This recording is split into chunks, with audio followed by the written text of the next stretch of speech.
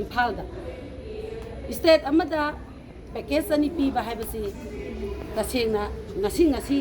अखोगी इरमद मणिपुर से मणिपुर की प्रजा मियामना मधु खंगीबरा नतगा खंगदबरा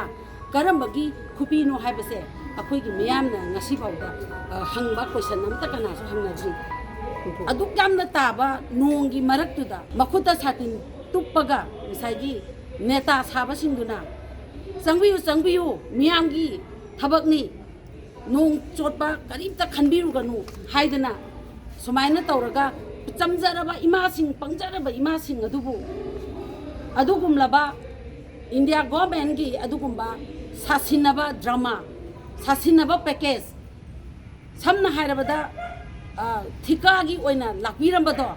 ngasi मियाम मणिपुर लेबा मणिपुर की प्रजा अमतना यानिंगबगी खोलाव अमता लाव लेके यानिंगदेबा कनासु यानिंगदबगी खोलाव ngaktaनेबा लावसे हाइबदी लाक्बिरमलिबदो IDP सिंगी अवाब हंगबिरमगद्रा नत्रगा अखोइना चटपा याद्रिबसे फ्री मूवमेंट लेगद्रा न खंजरमबनेबा अदुबु खंजरमबा पुनमक तायो नखरेबा अदुना इंडिया गवर्नमेंट अमदी स्टेट गवर्नमेंट अनीना ngasi अखोइगी मणिपुर सिबु करी कौबिरे थिकापुर हाइनो ओथोपिरे ngasi मियामना खंगबिगदबनेबा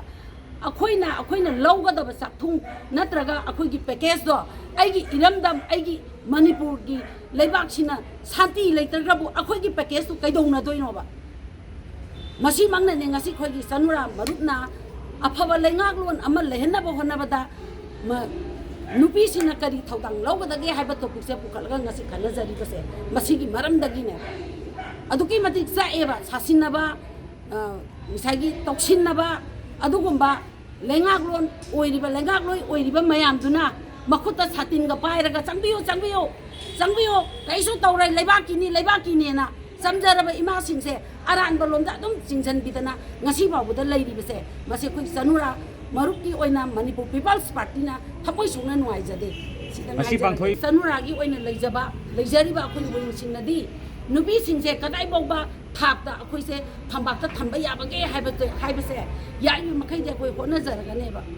होनजरगनी अदुना ngasi अहानबा ओइना अखोइना ngasiगी टॉपिक असे ngasi फंपाक्सिदा थमजबनेबा नुपी सिंगसे सिजननिंगबा मौंगदा सिजनबेबा लेंगाकलोइ सिंगसिना पालक खुदिंगमंगना अदुगी हारिबा नुपी सिंगसे मतम अमददी नुपी सिंगसिगी थौना लिंगजेन ngasi फावबदा ngasiगी मे थर्ड की लागलिबा लानसिदसु नुपी सिंगसिना चंगसिलिबा खोंजंग खुदिमा मयामनसु दुम उबिरमगनेबा हारिबा नुपी सिंगसे अमुकसु सिजनबेबा सिगुम्बा मयामसि कमाइना तौरगा अखोइ खुदिमा ज्ञान तामिनगनी अखोइना नुपी सिंगसिना अफबा लेंगाकसे कदाइ बो पुखलगा अखोइ इसामुसु लेंगाकसिदा यावबो याबगी कंडीशन लेना हाइबदो सनुरा MPP की विंग सिंगना सोइदनमकी ज्ञान तानबा इमा लेबाक मणिपुर की लेरिबा लमदमसिदा लेरिबा अखोइगी प्रजा सिंगसिदा अखोइ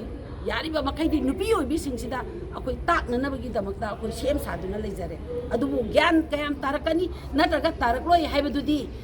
आइगी इमा लेबाकु नुंसिरगदी आइगी इमा लेबाकी लेहावबु मसक खंगना चटपा